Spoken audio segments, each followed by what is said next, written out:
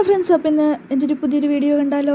അപ്പോൾ ഞാൻ ഒറ്റയ്ക്ക് ഇന്ന് ഞാൻ ഒത്തിരി നാളുകൾക്ക് ശേഷം യാത്ര ചെയ്യണം കേട്ടോ. ഇങ്ങോട്ടാണെന്ന് വെച്ചാൽ എൻ്റെ വീട്ടിലേക്കാണ് പോകണേ. അപ്പോൾ ഹസ്ബൻഡായിരുന്നു കൊണ്ടുവിട്ടുകൊണ്ടിരുന്നത്. ഇന്നിപ്പോൾ പുള്ളിക്ക് വരാൻ പറ്റാത്തതുകൊണ്ട് ഒത്തിരി നാളുകൾക്ക് ശേഷം ഞാൻ ഒറ്റയ്ക്ക് ബസ്സിൽ കയറി പോവുകയാണ്.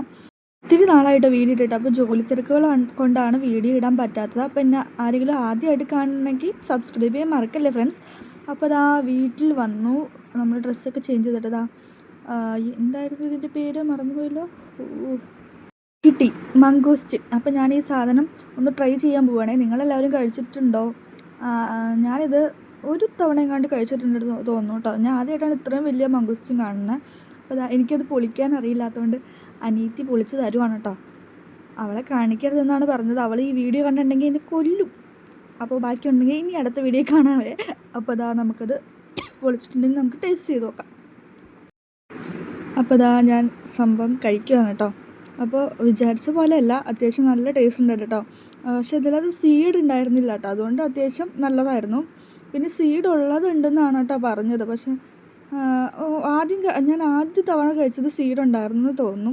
ഇത് പക്ഷേ എനിക്ക് ഇഷ്ടപ്പെട്ടു കേട്ടോ. അപ്പോൾ രണ്ടെണ്ണവും ഞാൻ തന്നെ കഴിച്ചു.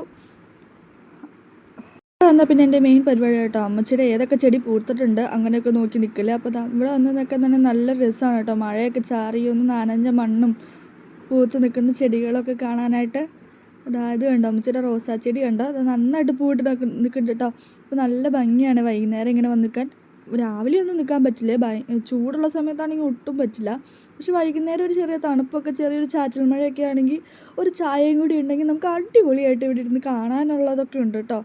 അപ്പോൾ അടിപൊളിയായിരുന്നു അങ്ങനെ ഇന്നത്തെ ദിവസം. അതിനുശേഷം രാത്രി ചക്കപ്പുഴുക്കും മീൻകറിയുടെ ഒരു കുറവുണ്ടായിരുന്നു. പിന്നെ അത് ഗ്രീൻ പീസ് കറി വെച്ച് അങ്ങ് അഡ്ജസ്റ്റ് ചെയ്തു. അപ്പോൾ ഇത്രയുള്ളൂ എൻ്റെ വീഡിയോ. ഇഷ്ടപ്പെട്ട ലൈക്ക് ചെയ്യുക, ഷെയർ ചെയ്യുക, സബ്സ്ക്രൈബ് ചെയ്യുക, കമൻറ്റ് ചെയ്യുക. Tata bye, see U.